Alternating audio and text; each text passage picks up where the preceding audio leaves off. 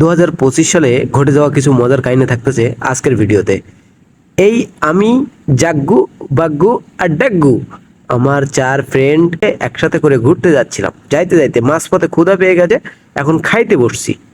খাওয়ার যে আনন্দ, যে ফিলটা, এই ফিলটা রাত 4টের সময় ক্ষুধা লাগিছে, ঘুম আসতেছে না, এখন খাইতে আসছি বেশ সুন্দর একটা রেস্টুরেন্টে।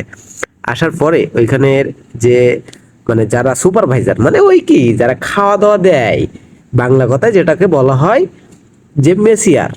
এখন ওরা, আমরা এই খাওয়া দাওয়ার ভিডিও করতেছি দেখে আমাদের পাশে আসছে, এসে বলে ভাই ভিডিও করে দিই। এই খিচুড়ির একটা রিভিউ দিচ্ছি।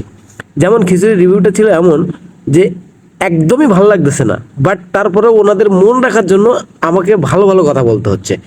তো কি করব, সর্বশেষ খাওয়া দাওয়া শেষ করলাম। 1460 টাকা 4 জনের বিল আসছে। হ্যাঁ, অবশ্য ভালো মন্দ কিছু খেয়েছি, গরুর মাংস দিয়ে আবার। তো খাওয়ার পরে ওইখান থেকে বেরিয়ে চলে আসতেছি। তো এখন চলে গেছি আমরা চায়ের দোকানে।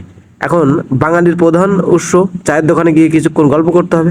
আর আমার তো 4 বাঙালি পাশে আছে, তো তাদের সাথে চা খাওয়া নিয়ে তর্ক বিতর্ক চলতেছে। এখন রাত 4টের সময় কেউ বলতেছে চা খাবো না, আবার খাইতেও কেউ কম করতেছে না।